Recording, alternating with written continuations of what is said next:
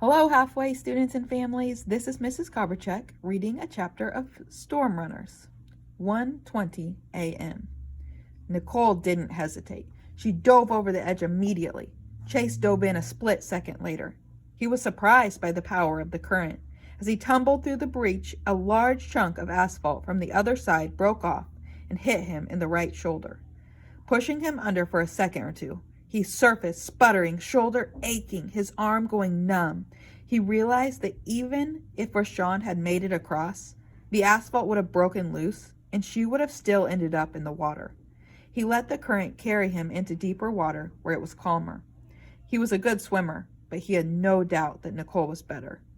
He looked around for her light and finally saw it 50 yards farther out, bobbing in the wind-blown whitecaps. That's when he remembered the gators. Thousands of them, Rashawn had said, but he was worried about one in particular. Where was that big boy now?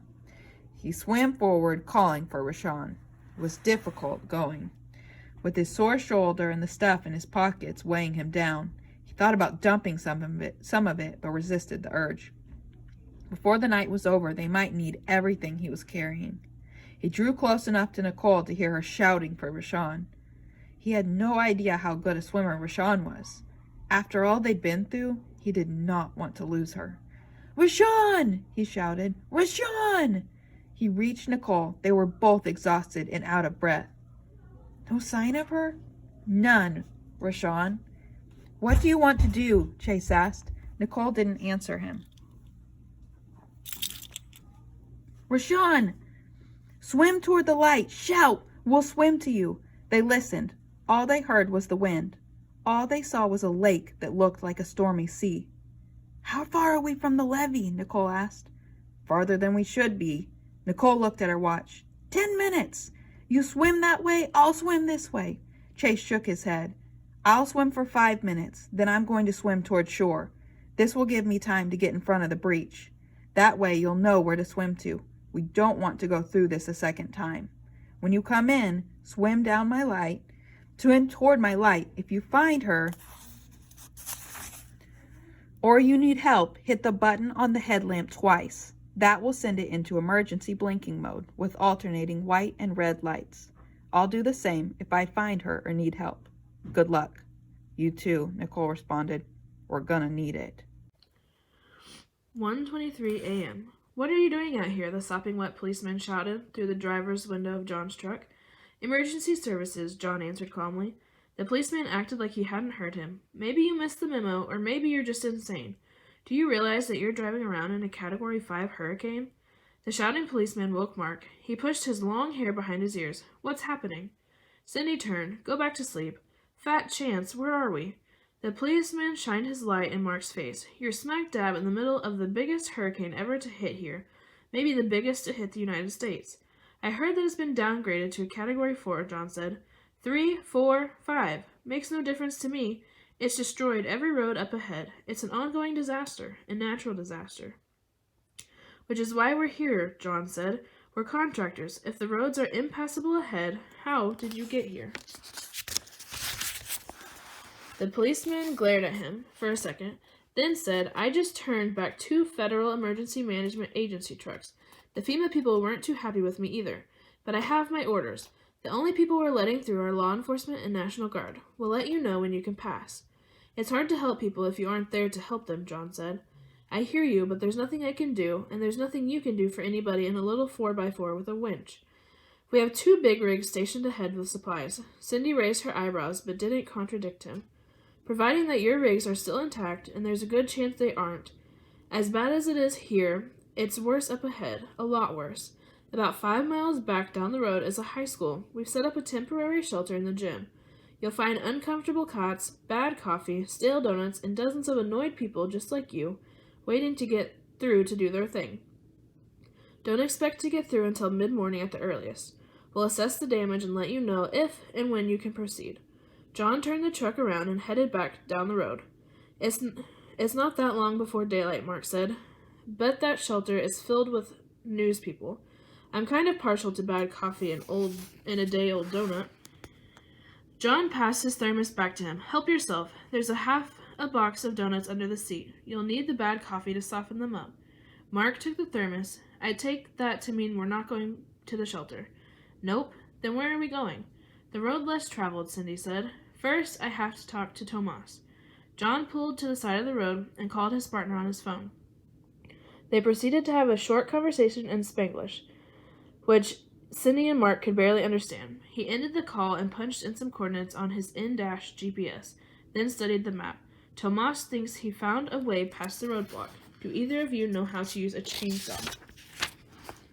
1:28 a.m. Chase swam in widening circles for 6 minutes, shouting Rashawn's name, listening, then shouting again, ignoring the pain in his shoulder.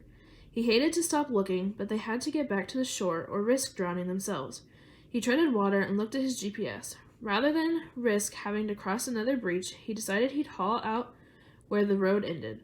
As he swam toward the shore, he continued to call out for Rashawn. Nicole was exhausted and hoarse from shouting. Rashawn wouldn't be able to hear me from 20 feet away. She spotted Chase's light, which seemed impossibly far away in the dark, rough water. Rashawn! Rashawn! Chase stumbled up on the shore, staying low to the ground to keep from getting knocked over by the wind. He shined his headlamp all around looking for gators, then sat down on the bank to catch his breath. Now that he was still, he could feel the throbbing pain in his shoulder. If he jumped a second later, the entire slab of asphalt might have hit him, knocking him out, or worse, pinning him underwater. He scanned the churning water for Nicole's light and began to panic when he didn't see it. He stood and squinted against the rain, then let out a sigh of relief when he spotted a pinpoint of light much further away than it should have been. If she's having trouble, the light should be flashing. What is she doing? Thank God you're okay. Chase nearly pitched forward into the water. Rashawn, what are you doing here? She ran forward and threw her big arms around him, crunching his shoulder. But he was so happy to see her, he didn't care. She squeezed him tighter, and he grunted in pain. She let go of him. You hurt? What's the matter? Some of the roof fell on me when we went in after you, but I'm fine. What happened to you? I really thought I could make it across, but you were right about the wind. It picked me up like I was a goose feather. Then the current sucked me under. I thought for sure I was going to drown. When I finally came up, I had no idea where I was. I just started swimming and climbed out about 100 yards down from here. I hurried back to the breach, which is now huge. When I didn't see you or Nicole, I freaked. I thought you got washed away. Where were you? We jumped in the water after you. We kept calling, but you couldn't hear us up the road. Where's Nicole? Chase pointed to the water. You mean that tiny light out there? She should be heading in by now, but it doesn't look like she's getting any closer. I'm worried. She's been out there too long. That's my fault, Rashawn sobbed. If I hadn't tried to jump you in. Chase cut her off. If you hadn't tried to jump, one or all of us might have been crushed by the asphalt that got me. We were wasting time talking. You got us moving. Thanks, Chase. It's the truth. Let's get Nicole. She started toward the water. Chase took her arm and pulled her back. I'm not going to get far with this bum shoulder, and I'm not about to let you go back in the water. We need to stick together. I'll let her know you're safe. Let's get up on the road. They scrambled to the top. It was hard to believe, but the wind seemed to be blowing even harder. They had to get on their knees and hang on to each other to keep from being blown over the edge into the water. Chase took his headlamp off, switched it to emergency mode, and held it above his head. He hoped Nicole could see the light. He hoped she'd understand that Rashawn was with him. He hoped she had the stamina to make it back to the shore against the wind.